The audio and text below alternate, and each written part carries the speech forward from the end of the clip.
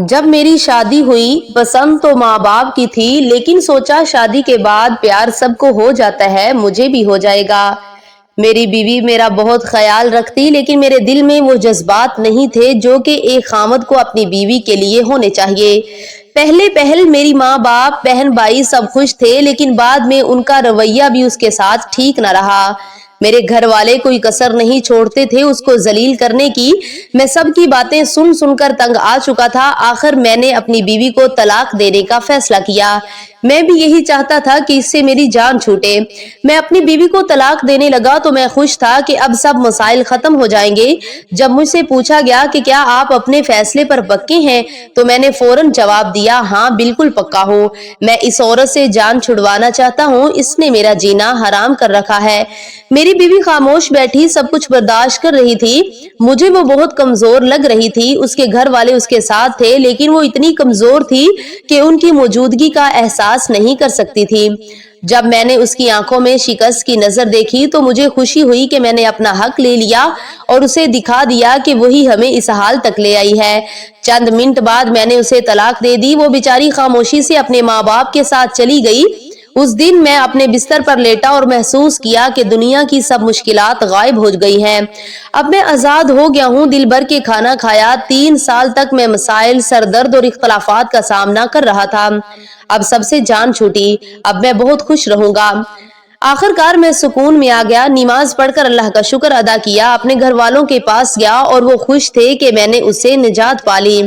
میں نے اپنی زندگی دوبارہ آزادانہ طور پر جینے کا آغاز کیا، لیکن زیادہ وقت نہیں گزرا اور چیزیں میری توقعات کے خلاف ہو گئی۔ ہر کوئی اپنی زندگی میں مصروف ہو گیا۔ ہر رات کے آخر میں وہ اپنے کمرے میں بند ہو جاتے اور میں اپنے کمرے میں اکیلا، کمزور اور تنہا رہ جاتا۔ والوں کا ساتھ کہاں گیا؟ میرے بھائی جو ہمیشہ میری بیوی کے بارے میں باتیں کرتے تھے کہ تمہاری بیوی کا کسی کے ساتھ چکر چل رہا ہے، مجھے بھڑکانے والے، اب انہوں نے میری طرف دھیان چھوڑ دیا۔ جو لوگ مجھے اس پر بھڑکاتے تھے وہ بھی کال کرنا چھوڑ گئے۔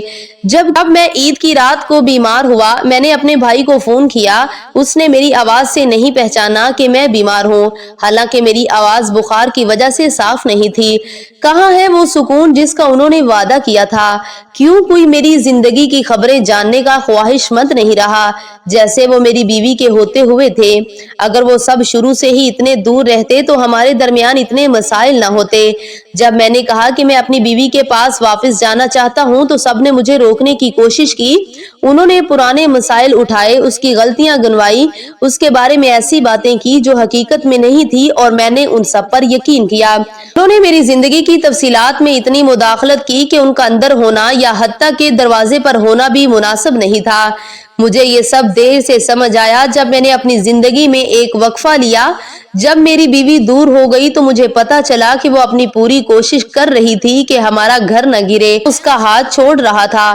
وہ ہماری نجی باتوں کو چھپا رہی تھی اور میں سب کچھ دوسروں کے سامنے کھول رہا تھا۔ جب میں نے افسوس کے ساتھ اسے واپس لانے کی کوشش کی تو اس نے صاف انکار کر دیا۔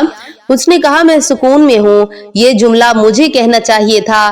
میں نے بہت کوشش کی، لیکن ہر بار وہ ضد کرتی جیسے وہ کسی محفوظ جگہ پر ہو اور وہاں سے نکلنے سے ڈرتی ہو کہ کہیں واپس نہ جا سکے، اور آخر کار میں ہی واحد ہارا ہوا تھا۔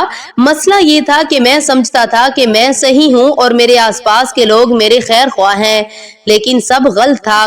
کوئی کسی کا ساتھی نہیں، بس لوگوں سے آپ کے گھر کی خوشیاں دیکھی نہیں جاتی، اس لیے کبھی بھی کسی کی باتوں میں آ کر خدارا اپنا گھر برباد نہ کرنا۔ امید ہے آپ کو ویڈیو اچھی لگی ہوگی۔ ویڈیو کو لائک اور چینل کو سبسکرائب ضرور کریں۔